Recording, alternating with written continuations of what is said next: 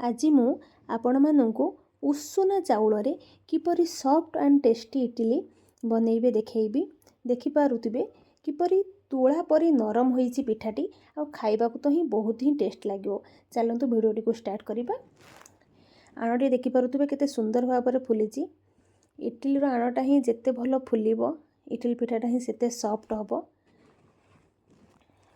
मु एठी 4 कप बिरी आउ 5 कप उषुना चाउल नेइछि। दिनरु ही मु आणटा को तमने बिरी चाउलटा को भेदेइकी राति रु ही आणटी प्रस्तुत करी रखितिली। आपण इडली मेकर रे पिठा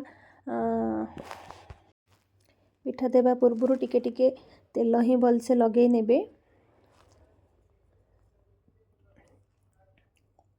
उषुना चाउल पिठाटा ही बहुत हेल्दी।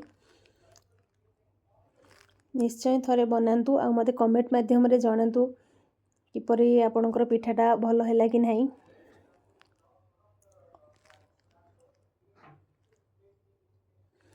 पिठा करिवार मिनिमम 5-6 घंटा पूर्व आपण आणटी को बनई रखिबे। जेते आपनकर आणटा जेते ही भलो फुलिबो पिठाटा ही सेते सॉफ्ट हबो। आपण तो सुजी अरुआ चाउल रे पिठा बहुत थर बनई थिबे। थरे उषुना चाउल रे पिठा बनई देखंतु बहुत ही भलो हबो। खाइबा को बहुत ही सुंदर लागिबो।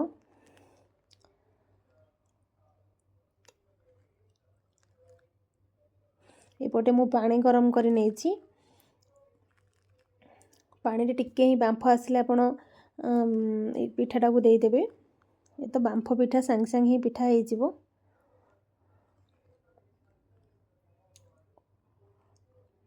देखि पारुथुबे पिठा एबे प्रस्तुत हो जाइछि।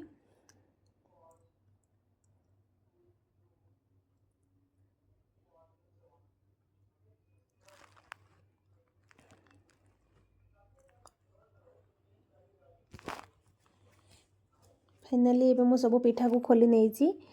देखि पारुथुबे केते सॉफ्ट देखा जाउछि आ सतरे ही खाइबा को ही बहुत टेस्ट लागिबो आ बहुत ही देह पई हेल्दी।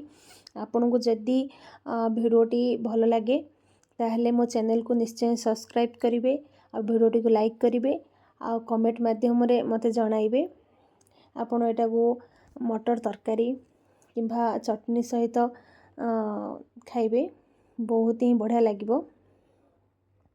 मु ही मटर तरकारी सहित सर्व करथिली आ समस्त ही बहुत बढ़िया लागिला।